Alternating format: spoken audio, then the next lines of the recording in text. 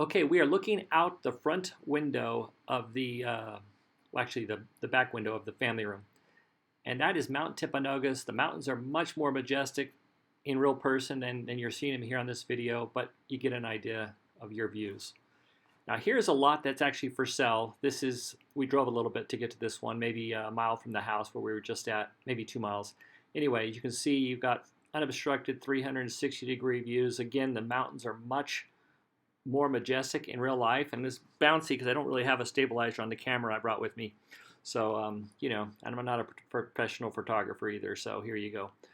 So this is the road access. There's a main road that runs through. It's like 35 miles from the gate to gate, and then there's these offshoot roads that are that take you to the property. Now this one is kind of a it's not completely done or anything, but anyhow, no one's living on this. This is just a property that's for sale up there, and I think this one's listed for right around 3 million, 3.5 million.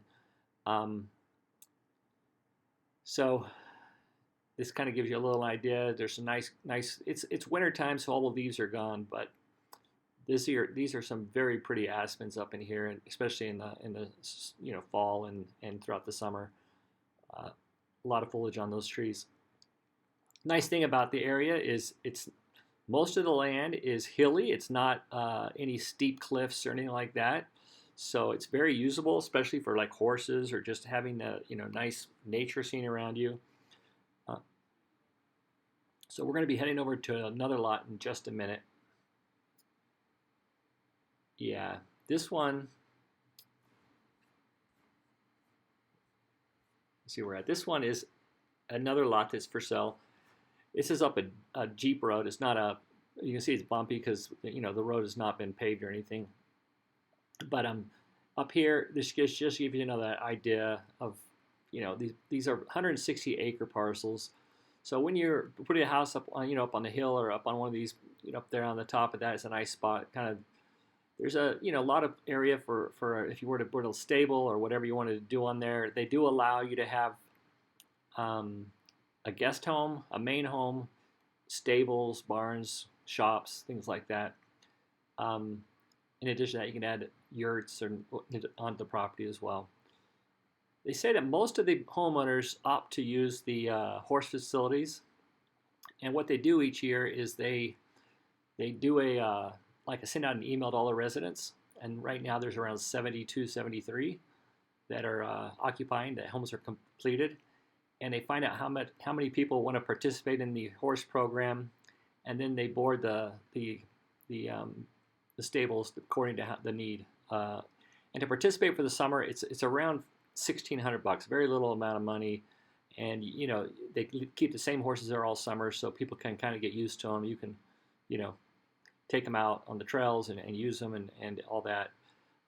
Again, if you want to have your own horses and have your own stables and barns and things like that, you can more than welcome to do that.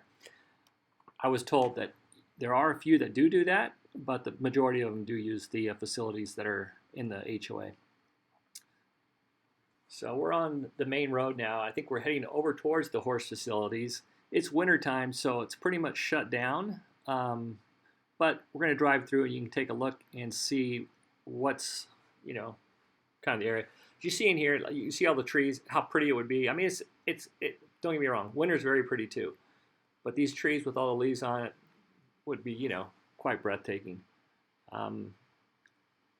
This road that we're on, I think it runs like 30 miles, 35 miles back into, basically almost to the forest. It does border 6 miles along. Here's the horse facility. So there's the barn on your left as you're coming in. And in there, you can rent the space out for free. You just have to pay for cleaning. There's some bathrooms and stuff in there. We're going to look over to the right. You're going to see the guest house. They rent that out for $300 a night for your guests. If they come into town and you want them to come down, they can stay there for $300 a night. There's a place here where you can fill up your toys, snowmobiles and things. There's a fuel pump there. You can get and fill that stuff up. And let me show you here. As we head out, you're going to see on the left a couple of fish ponds. They stock them with trout, and so you can come over here and fish. There's They're not real big, but there's 3 or 4 of them.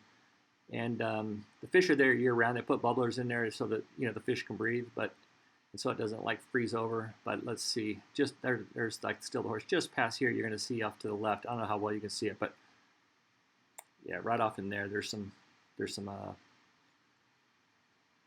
maybe just past this. I'm sorry.